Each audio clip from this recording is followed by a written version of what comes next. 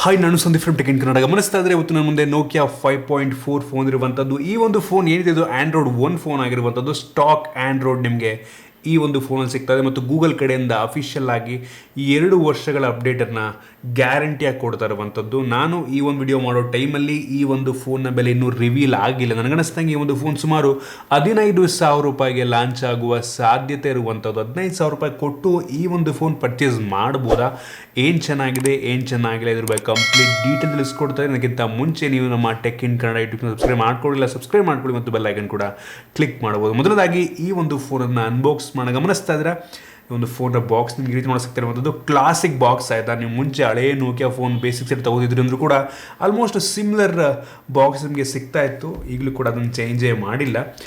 ಈ ಒಂದು ಬಾಕ್ಸನ್ನು ಓಪನ್ ಮಾಡೋದಕ್ಕೆ ಸ್ಲೈಡ್ ಮಾಡಬೇಕು, ಕಟ್ ಮಾಡಿ. ಈ ಒಂದು ಬಾಕ್ಸನ್ನು ಓಪನ್ ಮಾಡಿದ ತಕ್ಷಣ ಡೈರೆಕ್ಟಾಗಿ ನಿಮಗೆ ಈ ಒಂದು ಫೋನ್ ಸಿಗ್ತಾ ಇರುವಂಥದ್ದು. ಫಸ್ಟ್ ಲುಕ್ಕಲ್ಲಿ ಈ ಒಂದು ಫೋನ್ ಒಂದು ಒಳ್ಳೆ ಕ್ವಾಲಿಟಿಯ ಬಿಲ್ಡನ್ನು ಹೊಂದಿರುವಂಥದ್ದು ಅಂತ ಅನ್ನಿಸ್ತಾ ಇದೆ. ಅದನ್ನು ಪಕ್ಕಕ್ಕಿಟ್ಟರೆ ಒಂದು ಫೋನ್ನ ಕೆಳಗಡೆ ಒಂದು ಸಿಮ್ ಎಜೆಕ್ಟರ್ ಪಿನ್ ನಿಮಗೆ ಸಿಗ್ತಾ ಇರುವಂಥದ್ದು ಗಮನಿಸ್ತಾ ಇದ್ರೆ. ಇದನ್ನು ಬಿಟ್ಟರೆ ಈ ಒಂದು ಬಾಕ್ಸನ್ನು ಕೆಳಗಡೆ ಬಾಕ್ಸ್ ಓಪನ್ ಮಾಡಿದ್ರೆ ಅದ್ರಲ್ಲಿ ನಿಮಗೆ ಅಪ್ರೂಪ್ದಂಗೆ ಈ ಒಂದು ಹೆಡ್ಫೋನ್ನ ಕೊಟ್ಟಿದ್ದಾರೆ. 3.5 mm ಹೆಡ್ಫೋನ್ ಜಾಕನ್ನು ಹೊಂದಿರುವಂಥ ಹೆಡ್ಫೋನು. ಬೇಸಿಕ್ ಹೆಡ್ಫೋನ್ಸು ಕ್ವಾಲಿಟಿ ಅಷ್ಟೊಂದೇನು ಚೆನ್ನಾಗಿಲ್ಲ, ಯಾವುದೇ ಸಿಲಿಕಾನ್ ಟಿಪ್ ಇಲ್ಲ. So okay quality. ಅದನ್ನು ಬಿಟ್ಟರೆ ಒಂದು ಬಾಕ್ಸ್ ಒಳಗೆ 10 ವ್ಯಾಟ್ನ ಚಾರ್ಜಿಂಗ್ ಅಡಾಪ್ಟರ್ ಕೊಡ್ತಾ ಇರುವಂಥದ್ದು. 10 ವ್ಯಾಟ್ ಸ್ವಲ್ಪ ಕಡಿಮೆನೇ ಈ ಒಂದು ಪ್ರೆಸೆನ್ಸ್ಗೆ, ಬಟ್ 10 ವ್ಯಾಟ್ ನೀಡಿದ್ದಾರೆ. ಅದನ್ನು ಬಿಟ್ಟರೆ ಈ ಒಂದು ಬಾಕ್ಸ್ ಒಳಗೆ ಒಂದು ಡಾಟಾ ಕೇಬಲ್ ಇರುವಂಥದ್ದು. USB Type C data cable, Type A ಇಂದ Type C. ಒಂದು ಒಳ್ಳೆ ವಿಷಯ, ಈ ಒಂದು ಫೋನಲ್ಲಿ Type C ಪೋರ್ಟ್ ಇದೆ ಅಂತ ಗೊತ್ತಾಗ್ತಿರುವಂಥದ್ದು. ಇದನ್ನು ಬಿಟ್ಟರೆ ಈ ಒಂದು ಬಾಕ್ಸ್ನ ಈ ಕಡೆಗೆ ಬಂತು ಅಂತ ಅಂದರೆ ನಿಮಗೆ user manual, quick start guide ಮತ್ತು ವಾರಂಟಿ ಕಾರ್ಡ್ ಎಲ್ಲ ಸಿಗ್ತಾ ಇದೆ.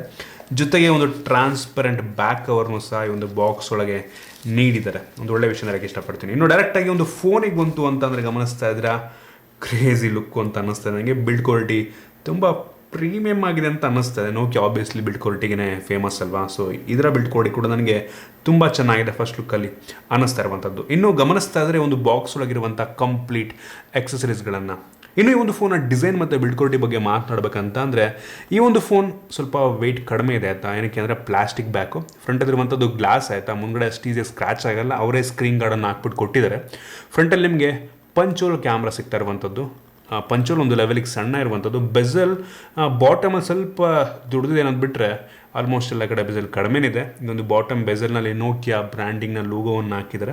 ಅದು ನೋಡೋದಕ್ಕೆ ಒಂಥರ ಖುಷಿ ಆಗುತ್ತೆ. ಎಷ್ಟೋ ಜನಕ್ಕೆ ನೋಕಿಯಾ ಅಂದರೆ ಏನೋ ಒಂಥರ ಎಮೋಷನ್ ಆಯಿತಾ, ಅಂಥವ್ರಿಗೆ ಒಂದು ನೋಕಿಯಾ ಫೋನ್ಗಳು ಇಷ್ಟ ಆಗ್ಬೋದು. ಅದು ಎಷ್ಟೋ ಜನ ಅದೇ ಎಮೋಷನ್ಸಿಗೆ ಒಂದು ಫೋನ್ನ ಪರ್ಚೇಸ್ ಮಾಡ್ತಾರೆ. ಇನ್ನೇ ಒಂದು ಫೋನ್ ಎಂದಕ್ಕೆ ಬಂತು ಅಂತಂದ್ರೆ ಆಗಲೇ ನಿಮಗೆ ಪ್ಲಾಸ್ಟಿಕ್ ಬ್ಯಾಕು, ತುಂಬ ಡಿಫ್ರೆಂಟ್ ಗ್ರೇಡಿಯಂಟ್ ಲುಕ್ ನಿಮಗೆ ಸಿಗ್ತಾ ಇರುವಂಥದ್ದು. ಹಿಂದ್ಗಡೆ ನಿಮಗೆ ಕ್ವಾಡ್ ಕ್ಯಾಮ್ರಾ ಸೆಟಪ್ ಸಿಗ್ತಾ ಇರುವಂಥದ್ದು. ಒಂದು ಸಿಂಗಲ್ LED ಫ್ಲ್ಯಾಶ್ ಇದೆ ಮತ್ತು ಫಿಂಗರ್ ಪ್ರಿಂಟ್ ಸೆನ್ಸರ್ ಸಹ ಹಿಂದನೇ ಇರುವಂಥದ್ದು. ಹಿಂದ್ಗಡೆಯಿಂದ ತುಂಬ ಪ್ರೀಮಿಯಮ್ ಆಗಿ ತುಂಬ ಚೆನ್ನಾಗಿ ಒಂದು ಫೋನ್ ಕಾಣುತ್ತೆ. ಇದನ್ನು ಬಿಟ್ಟರೆ ಈ ಒಂದು ಫೋನಲ್ಲಿ USB Type C ಪೋರ್ಟ್ ಇರುವಂಥದ್ದು ಮತ್ತು 3.5 mm ಹೆಡ್ಫೋನ್ ಜಾಕ್ನ ಪೋರ್ಟ್ ಸಹ ಇದೆ. ಒಂದು ಸ್ಪೆಷಲ್ ಏನಪ್ಪ ಅಂತಂದರೆ ಒಂದು ಫೋನಲ್ಲಿ ಒಂದು ಡೆಡಿಕೇಟೆಡ್ ಗೂಗಲ್ ಅಸಿಸ್ಟೆಂಟ್ ಬಟನ್ ಇರುವಂಥದ್ದು. ಸೊ ಪ್ರೆಸ್ ಮಾಡಿಬಿಟ್ಟು ನೀವು ಆರಾಮಾಗಿ ಏನೇ ಕ್ವೆಶನ್ನ ಕೇಳಿದ್ರು ಕೂಡ ಅದು ಉತ್ತರವನ್ನು ಕೊಡುತ್ತೆ. ಇದೊಂದು ಒಳ್ಳೆಯ ಫೀಚರ್ ಆಗಿದೆ.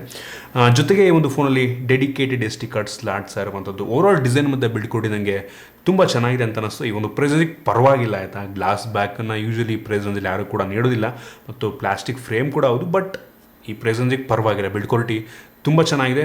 ನೋಕಿಯಾ ಅಂತ ಅಂದರೆ ಆಗಲೇ ನನಗೆ ಬಿಲ್ಡ್ ಕ್ವಾಲಿಟಿ, ಸೊ ಅದರಲ್ಲಿ ಯಾವುದೇ ಕಾಂಪ್ರಮೈಸ್ನ ಮಾಡಿಲ್ಲ ಅಂತ ನನಗೆ ಅನ್ನಿಸ್ತಾ ಇರುವಂಥದ್ದು. ಇನ್ನು ಈ ಒಂದು ಫೋನ್ನ ಡಿಸ್ಪ್ಲೇ ಬಂತು ಅಂತಂದರೆ ಈ ಒಂದು ಫೋನಲ್ಲಿ 6.39 ಇಂಚಿನ HD+ ರೆಸಲ್ಯೂಷನ್ ಹೊಂದಿರುವಂಥ IPS LCD ಡಿಸ್ಪ್ಲೇ ಇರುವಂಥದ್ದು. ಈ ಪ್ರೈಸಲ್ಲಿ ನಿಮ್ಗೆ ಆರಾಮಾಗಿ ಫುಲ್ HD ರೆಸಲ್ಯೂಷನ್ ಹೊಂದಿರುವಂಥ ಡಿಸ್ಪ್ಲೇಗಳು ಸಿಗ್ತವೆ ಮತ್ತು ಹೈಯರ್ ರಿಫ್ರೆಶ್ ರೇಟನ್ನು ಹೊಂದಿರುವಂಥ 90 Hz ರಿಫ್ರೆಶ್ ರೇಟನ್ನು ಹೊಂದಿರುವಂಥ ಫೋನ್ಗಳು ನಿಮಗೆ ಈ ಒಂದು ಪ್ರೈಸಲ್ಲಿ ಸಿಗ್ತವೆ ಆಯಿತಾ. ಬಟ್ ಇವರು ಕೇವಲ ಮಾಮೂಲಿ 60 Hz ಡಿಸ್ಪ್ಲೇ ಹಾಕಿದರೆ ಮತ್ತು HD+, ಅದೊಂದು ನನಗೆ ಬೇಜಾರಾದಂಥ ವಿಷಯ ಅಂತ ಹೇಳಕ್ಕೆ ಇಷ್ಟಪಡ್ತೀನಿ. ಜೊತೆಗೆ 400 nits ಪೀಕ್ ಬ್ರೈಟ್ನೆಸ್ಸನ್ನು ಹೊಂದಿರುವಂಥ ಡಿಸ್ಪ್ಲೇ ಕೂಡ ಇದಾಗಿರುವಂಥದ್ದು. ವ್ಯೂಯಿಂಗ್ ಆ್ಯಂಗಲ್ಸ್ ಡೀಸೆಂಟ್ ಆಗಿದೆ, ಕ್ರೇಜಿ ಆಗಿದೆ ಅಂತನಲ್ಲ, ಡೀಸೆಂಟ್ ಆಗಿದೆ. ಪಿಕ್ಚರ್ ಕ್ವಾಲಿಟಿ ಈ ಡಿಸ್ಪ್ಲೇ ತುಂಬ ಚೆನ್ನಾಗಿದೆ ಅನ್ನೋದು ಬಿಟ್ಟರೆ ಫುಲ್ HD ರೆಸಲ್ಯೂಷನ್ ನೀಡಬೇಕಾಗಿತ್ತು ಅಂತ ನನಗೆ ಅನಿಸುತ್ತೆ. ಸ್ವಲ್ಪ ಕಡಿಮೆ ಆಯಿತು ಡಿಸ್ಪ್ಲೇ. ಇನ್ನೂ ಈ ಒಂದು ಫೋನ್ನ ವೇರಿಯಂಟ್ಗಳ ಬಗ್ಗೆ ಮಾತನಾಡಬೇಕಂತ ಸದ್ಯಕ್ಕೆ ಒಂದು ಫೋನ್ 2 ವೇರಿಯಂಟಲ್ಲಿ ಲಾಂಚ್ ಆಗ್ತಿರುವಂಥದ್ದು. ಒಂದು 4GB RAM ಮತ್ತು 64GB ಸ್ಟೋರೇಜ್ ಮತ್ತು ಇನ್ನೊಂದು 6GB RAM ಮತ್ತು 64GB ಸ್ಟೋರೇಜು. 2 ವೇರಿಯಂಟು. ಇದು LPDDR4 RAM ಆಗಿರುವಂಥದ್ದು. ಸ್ಟೋರೇಜ್ ಯಾವುದು ಅಂತ ಸ್ಪೆಸಿಫೈ ಮಾಡಿಲ್ಲ. ನನಗೆ ಅನಿಸ್ತಂಗೆ eMMC ಸ್ಟೋರೇಜ್ ಆಗಿರ್ಬೋದು ಅಂತ ಅನ್ಕೋತೀನಿ. ಪ್ರೆಸೆನ್ಸ್ಗೆ ಓಕೆ, ಬಟ್ UFS 2.1 ನೀಡಿದ್ರೆ ಇನ್ನು ತುಂಬ ಚೆನ್ನಾಗಿರ್ತಿತ್ತು. ಇನ್ನು ಇದಾದ ನಂತರ ಒಂದು ಫೋನ್ ಇರುವಂಥ ಪ್ರೋಸೆಸರ್ ಬಗ್ಗೆ ಮಾತನಾಡಬೇಕಂತಂದರೆ ಒಂದು ಫೋನಲ್ಲಿ ಸ್ನ್ಯಾಪ್ಡ್ರ್ಯಾಗನ್ 662 ಪ್ರೋಸೆಸರ್ ಇರುವಂಥದ್ದು. ಒಂದು ಒಳ್ಳೆ ಪ್ರೋಸೆಸರ್ ಇದು ಕೂಡ. ಈ ಪ್ರೈಸಲ್ಲಿ ನಿಮ್ಗೆ ಇದಕ್ಕಿಂತ ಒಳ್ಳೆಯ ಪ್ರೋಸೆಸರ್ಗಳು ಸಿಗ್ತವೆ, ಆದರೆ ಈ ಪ್ರೊಸೆಸರು ಕೂಡ ಒಂದು ಒಳ್ಳೆ ಪ್ರೊಸೆಸರೇ. ಆಲ್ಮೋಸ್ಟ್ ಪ್ರತಿಯೊಂದು ಗೇಮನ್ನು ಒಂದು ಮಾಡರೇಟ್ ಮೀಡಿಯಮ್ ಸೆಟ್ಟಿಂಗಲ್ಲಿ ಆಡ್ಕೊಬೋದು. ಅಂಥದ್ದು ಬೆಂಚ್ ಮಾರ್ಕ್ ಚೆಕ್ ಮಾಡಿದ್ರೆ 1,80,85,000 ಒಳಗಡೆ ರೇಟಿಂಗನ್ನು ಕೊಡ್ತಾ ಇರುವಂಥದ್ದು. ಸೊ ಡಿಸೆಂಟ್ ಪ್ರೊಸೆಸರ್ ಈ ಪ್ರೈಸ್ ರೇಂಜಲ್ಲಿ. ಸೊ ನನಗೇನು ಬೇಜಾರಾಗಲಿಲ್ಲ ನೋಕಿಯಾ ಫೋನಲ್ಲಿ ಈ ಪ್ರೊಸೆಸರ್ ಹಾಕಿರುವಂಥದ್ದು, ಪರವಾಗಿಲ್ಲ. ಇದಕ್ಕೇನು ನನಗೇನು ಹೆವಿ ಚೆನ್ನಾಗಿಲ್ಲ ಪ್ರೊಸೆಸರ್ ಅಂತ ಅನ್ನಲ್ಲ, ಒಳ್ಳೆ ಪ್ರೊಸೆಸರ್ನೇ ಒಟ್ಟಿಗೆ. ಆಲ್ಮೋಸ್ಟ್ ಪ್ರತಿಯೊಂದು ಗೇಮ್ಸ್ಗಳನ್ನು, ಆಲ್ಮೋಸ್ಟ್ ಪ್ರತಿಯೊಂದು ಅಪ್ಲಿಕೇಶನ್ಗಳನ್ನು, ಹೆವಿ ಅಪ್ಲಿಕೇಶನೆಲ್ಲ ಆರಾಮಾಗಿ ಈಸಿಯಾಗಿ ರನ್ ಮಾಡ್ಬೋದು. ಜೊತೆಗೆ ಈ ಒಂದು ಫೋನಲ್ಲಿ ಸ್ಟಾಕ್ ಆ್ಯಂಡ್ರಾಯ್ಡ್ ಇರೋದ್ರಿಂದ ತುಂಬ ಚೆನ್ನಾಗಿ ಆಪ್ಟಿಮೈಸ್ ಆಗಿರುತ್ತೆ ಅಂತ ನನಗನ್ಸುತ್ತೆ. ಸೊ ಪರವಾಗಿಲ್ಲ ಪ್ರೊಸೆಸರ್. ಇನ್ನೂ ಒಳ್ಳೆ ಪ್ರೊಸೆಸರ್ ನೀಡಿದ್ರು ಇನ್ನೂ ತುಂಬ ಖುಷಿ ಆಗ್ತಿತ್ತು, ಬಟ್ ಇದು ಕೂಡ ಒಳ್ಳೆ ಪ್ರೊಸೆಸರ್ನೇ.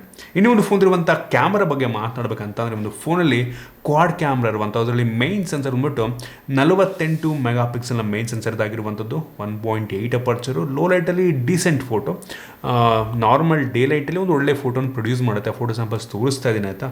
ಮೈನ್ ಸೆನ್ಸರ್ ಪರವಾಗಿಲ್ಲ, ಒಂದು ಲೆವೆಲ್ಗೆ ನನಗೆ ಡೀಸೆಂಟ್ ಅನ್ನಿಸ್ತು. ಒಂದು ಪ್ರೈಸಂಜಿಗೆ ಪರವಾಗಿಲ್ಲ ಗುರು, ಇನ್ನೂ ಇಂಪ್ರೂವ್ ಮಾಡ್ಬೋದಾಗಿತ್ತು, ಬಟ್ ಪರವಾಗಿಲ್ಲ ಅಂತ ಕೆಡ್ದಾಗಂತೂ ಇಲ್ಲ. ಈ ಫೋಟೋ ತೆಗೆಯುವಂಥ ಫೋಟೋ ಚೆನ್ನಾಗಿದೆ. ಇನ್ನೊಂದು 5 ಮೆಗಾಪಿಕ್ಸೆಲ್ ಒಂದು ಅಲ್ಟ್ರಾ ವೈಡ್ ಆ್ಯಂಗಲ್ ಲೆನ್ಸ್ ಇರುವಂಥದ್ದು. ತುಂಬ ವೈಡಾಗೇನೋ ಇದೆ, ಬಟ್ ಝೂಮ್ ಮಾಡಿದ್ರೆ ಕ್ವಾಲಿಟಿ ಅಷ್ಟೊಂದಿಲ್ಲ. ಏಕೆಂದರೆ obviously 5 megapixel ultra wide angle lens ಆಗಿರೋದ್ರಿಂದ ಅಷ್ಟೊಂದು ಕ್ಲಾರಿಟಿ ಬರೋಲ್ಲ. ಸೊ ನೀವೇ ನೋಡ್ತಾ ಇದ್ದೀರ ಅದನ್ನ.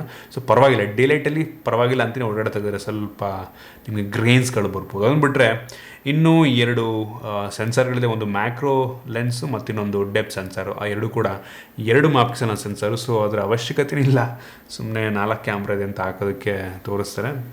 ಮ್ಯಾಕ್ರೋ ಲೆನ್ಸ್ ಅಷ್ಟೊಂದೇನು ಚೆನ್ನಾಗಿಲ್ಲ. ಸೊ ಇನ್ನು ಫ್ರಂಟ್ ಕ್ಯಾಮ್ರಾಗೆ ಬಂತು ಅಂತಂದರೆ, ಈ ಒಂದು ಫೋನಲ್ಲಿ 16 ಮೆಗಾಪಿಕ್ಸೆಲ್ನ ಫ್ರಂಟ್ ಕ್ಯಾಮ್ರಾ ಇರುವಂಥದ್ದು ಚೆನ್ನಾಗಿದೆ. ಇದು ಆ ಫೋಟೋ ಸ್ಯಾಂಪಲ್ಸ್ ಗಮನಿಸ್ತಾ ಇದ್ರೆ ಕ್ರೇಜಿ ಆಗಿದೆ ಗುರು ಅನ್ನಲ್ಲ ನಾನು, ಪರವಾಗಿಲ್ಲ ಒಂದು ಲೆವೆಲ್ಗೆ. ಅದರ ಕೆಲಸವನ್ನು ಮಾಡುತ್ತೆ, ಇನ್ನೂ ಇಂಪ್ರೂವ್ ಆಗ್ಬೋದಾಗಿತ್ತು. ಸೊ ಫೋಟೋ ಸ್ಯಾಂಪಲ್ಸ್ ನೋಡಿ ನಿಮ್ಗೆ ಏನಿಸುತ್ತೆ ಚೆಕ್ ಮಾಡಿ. ಪರವಾಗಿಲ್ಲ ಅಂತೀನಿ ನಾನು, ನನಗೇನು ಅಷ್ಟೊಂದು ಇಂಪ್ರೆಸ್ ಮಾಡಲಿಲ್ಲ, ಓಕೆ ಒಂದು ಲೆವೆಲ್ಗೆ.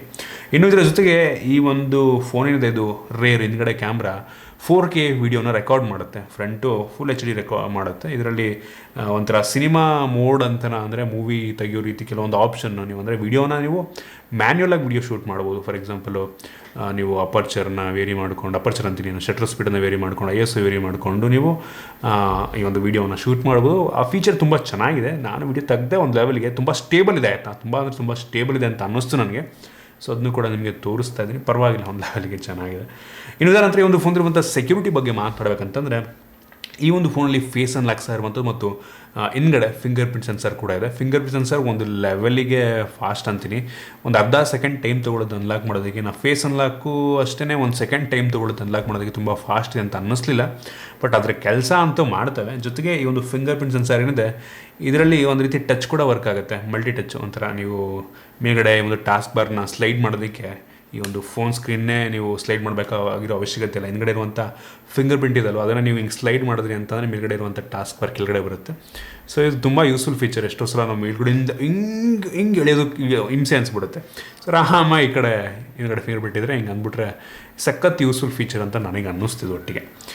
ನೀವು ಇದನ್ನು ಬಿಟ್ಟರೆ ಒಂದು ಫೋನ್ ಇರುವಂಥ ಬ್ಯಾಟ್ರಿ ಬಗ್ಗೆ ಮಾತಾಡಬೇಕಂತಂದರೆ, ಒಂದು ಫೋನಲ್ಲಿ 4000 mAh ಕೆಪಾಸಿಟಿಯ ಬ್ಯಾಟ್ರಿ ಇರುವಂಥದ್ದು. ಜೊತೆಗೆ ಬಾಕ್ಸ್ ಒಳಗೆ 10 ವ್ಯಾಟ್ನ ಚಾರ್ಜಿಂಗ್ ಅಡಾಪ್ಟರ್ ನೀಡಿದ್ದಾರೆ. 4000 mAh ಕೆಪಾಸಿಟಿ ಬ್ಯಾಟ್ರಿ ಅಂತಂದರೆ ಒಂದು ಸ್ವಲ್ಪ ಓಕೆ ಆಯಿತಾ. ಈ ಫೋನ್ ಸ್ಕ್ರೀನಿಗೆ, ರೆಸೊಲ್ಯೂಷನ್ಗೆ ಓಕೆ ಅಂತೀನಿ. ಆಪ್ಟಿಮೈಸ್ ತುಂಬ ಚೆನ್ನಾಗಿದೆ. ಬ್ಯಾಟ್ರಿ ಬ್ಯಾಕಪ್ ನನಗನ್ನಿಸ್ತಾ ಒಂದಿನ ಆರಾಮಾಗಿ ಬರುತ್ತೆ ಅಂತ ಅನ್ಕೋತೀನಿ. ಇನ್ನೂ ಸ್ವಲ್ಪ ಜಾಸ್ತಿ ಅಂದರೆ ಇನ್ನೂ ಚೆನ್ನಾಗಿರ್ತಿತ್ತು.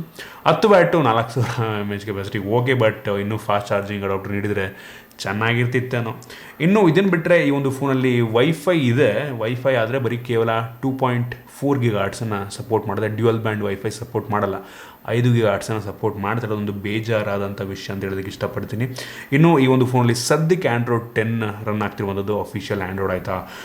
ಏನೂ ಇಲ್ಲ ಇದರಲ್ಲಿ, ಲಿಟ್ರಲಿ ಯಾವುದೇ ಬ್ಲೋಟ್ವೇರ್ಸ್ ಆಗಲಿ ಏನೂ ಇಲ್ಲ, ಫುಲ್ ಪ್ಯೂರ್ ಸ್ಟಾಕ್ ಆ್ಯಂಡ್ರಾಯ್ಡ್. ನನಗಂತೂ ಸಖತ್ ಇಂಪ್ರೆಸ್ ಮಾಡ್ತಿದ್ದು. ಯಾವ ಅಪ್ಲಿಕೇಶನ್ ಕಿತ್ತೋಗಿ ಯಾವುದೋ ಬೇಡದಿರೋ ಅಪ್ಲಿಕೇಶನ್ ಇನ್ಸ್ಟಾಲ್ ಮಾಡಿರುತ್ತೆ ಎಷ್ಟೋ ಫೋನ್ಗಳಿದೆ, ಬಟ್ ಇದರಲ್ಲಿ ಏನೂ ಇಲ್ಲ ಆಯಿತಾ. ತುಂಬ ಕ್ಲೀನ್ ಇರುವಂಥದ್ದು. ನನಗಂತೂ ಸಖತ್ ಇಷ್ಟ ಆಗಿರುವಂಥ OS. ಸದ್ಯದಲ್ಲೇ ಈ ಒಂದು ಫೋನಿಗೆ ಆ್ಯಂಡ್ರಾಯ್ಡ್ 11 ಅಪ್ಡೇಟ್ ಬರುತ್ತೆ ಮತ್ತು 2 ವರ್ಷಗಳ ಗ್ಯಾರಂಟಿಡ್ ಆ್ಯಂಡ್ರಾಯ್ಡ್ ಅಪ್ಡೇಟನ್ನು ನೀಡ್ತಾರೆ ಅಂತ ಹೇಳಲಾಗ್ತಿರುವಂಥದ್ದು. ಸೂಪರ್ ವಿಷಯ ಹೇಳಕ್ಕೆ ಇಷ್ಟಪಡ್ತೀನಿ. ನಾವು ವಾಲ್ಯೂಮ್, ಈ ಒಂದು ಫೋನ್ನ ಸೌಂಡ್ ಕ್ಲಾರಿಟಿ ಪರವಾಗಿಲ್ಲ, ಒಂದು ಲೆವೆಲ್ಗೆ ಚೆನ್ನಾಗಿದೆ, ಜೋರಾಗಿ ಕೇಳುತ್ತೆ, ಕ್ಲಾರಿಟಿಯಾಗೂ ಕೂಡ ಇದೆ. ಸೊ ಇಂಪ್ರೆಸಿವ್ ಅಲ್ಲ, ಪರವಾಗಿಲ್ಲ ಒಂದು ಲೆವೆಲ್ಗೆ. ಸೊ ಇದಿಷ್ಟು ಒಂದು ಫೋನ್ನ ಮೇಯ್ನ್ ಫೀಚರ್ಸ್ ಅಂತ ಹೇಳೋದಕ್ಕೆ ಇಷ್ಟಪಡ್ತೀನಿ ಆಯಿತಾ. ನೀವಾಗಾದರೆ ಕೇಳ್ಬೋದು ಈ ಒಂದು ಫೋನ್ ನಾನು 15,000 ರೇಂಜಲ್ಲಿ ಆ ಪ್ರೈಸ್ನಲ್ಲಿ ಪರ್ಚೇಸ್ ಮಾಡ್ಬೋದಾ ಅಂತ. ನಾನು ಅಂತೀನಿ ನಿಮಗೇನಾದರೂ ಒಂದು ಸ್ಟಾಕ್ ಆ್ಯಂಡ್ರಾಯ್ಡ್ ಎಕ್ಸ್ಪೀರಿಯನ್ಸ್ ಬೇಕು ಅಂತ ಅಂದರೆ ಈ ಒಂದು ಫೋನ್ ನೋಕಿಯಾ ಫ್ಯಾನ್ ಆಗಿದ್ದೀರಿ ಅಂತಂದರೆ ಆರಾಮಾಗಿ ಒಂದು ಫೋನ್ ಪರ್ಚೇಸ್ ಮಾಡ್ಬೋದು. ಆದರೆ ಇದಕ್ಕಿಂತ ಒಳ್ಳೆಯ ಫೋನ್ಗಳು ನಿಮಗೆ ಈ ಒಂದು ಪ್ರೈಸ್ ರೇಂಜಲ್ಲಿ ಸಿಗ್ತವೆ. ಇದಿಷ್ಟು ಮಾತ್ರ ಹೇಳೋದಕ್ಕೆ ಇಷ್ಟಪಡ್ತೀನಿ. ನಿಮಗೆ ನೋಕಿಯಾ ಬೇಕು ಅಂತಂದರೆ ನೋಕಿಯಾ ಪರ್ಚೇಸ್ ಮಾಡಿ. ಆದರೆ ನಿಮಗೆ ಪರ್ಫಾರ್ಮೆನ್ಸ್ ವೈಸು ಮತ್ತು ಪ್ರತಿಯೊಂದು ಇದು feature display wise camera wise ಇದಕ್ಕಿಂತ ಒಳ್ಳೆಯ ಸ್ಪೆಸಿಫಿಕೇಷನ್ ಹೊಂದಿರುವಂಥ ಫೋನ್ಗಳು ನಿಮಗೆ ಆರಾಮಾಗಿ ಸಿಗ್ತವೆ. ಇದು ನನ್ನ ಒಪಿನಿಯನ್ನು. ಬಟ್ ನೋಕಿಯಾನೇ. ಸೊ ಬಿಲ್ಡ್ ಕ್ವಾಲಿಟಿ ಅಂತೂ ನನಗೆ ಇಂಪ್ರೆಸ್ ಮಾಡೋದು, ಆ ವಿಷಯದಲ್ಲಿ ಕಾಂಪ್ರಮೈಸ್ ಮಾಡಿಲ್ಲ. ಸೊ ನೋಕಿಯಾ ಫ್ಯಾನ್ಸ್ಗಳು ನೋಡ್ರಪ್ಪ, ತಗೊಳ್ಳಿ ಒಟ್ಟಿಗೆ. ಇದಕ್ಕಿಂತ ಒಳ್ಳೆ ಫೋನ್ ಅಂತ ಪ್ರೈಸ್ ಸಿಗುತ್ತೆ. ಸೊ ಇಷ್ಟು ನನ್ನ ಒಪಿನಿಯನ್ ಈ ಒಂದು ಫೋನ್ನ ಬಗ್ಗೆ. ನಿಮಗೆ ಈ ಒಂದು ವಿಡಿಯೋ ಇಷ್ಟ ಆಗಿದೆ ಅಂತ ಅನ್ಕೋತೀನಿ, ಯೂಸ್ಫುಲ್ ಆಗಿತ್ತು ಅಂತ ಅನ್ಕೋತೀನಿ. ಇದ್ರ ಬಗ್ಗೆ ಏನಿಸುತ್ತೆ ಕೆಳಗಡೆ ಕಾಮೆಂಟ್ ತಿಳಿಸ್ಬೋದು. ಇಷ್ಟ ಆದ ಬಿಟ್ಟು ಲೈಕ್ ಮಾಡಿ, ಶೇರ್ ಮಾಡಿ. ರೀತಿ ನಮ್ಮ ಬೇರೆ ವಿಡಿಯೋಲಿ ನಮ್ಮ tech in Kannada YouTube subscribe ಮಾಡ್ಕೊಳ್ಳಿ ಮತ್ತು ಬೆಲ್ ಐಕನ್ ಕೂಡ ಕ್ಲಿಕ್ ಮಾಡ್ಬೋದು. ಸಿಗೋಣ ಮುಂದಿನ ವಿಡಿಯೋಲಿ.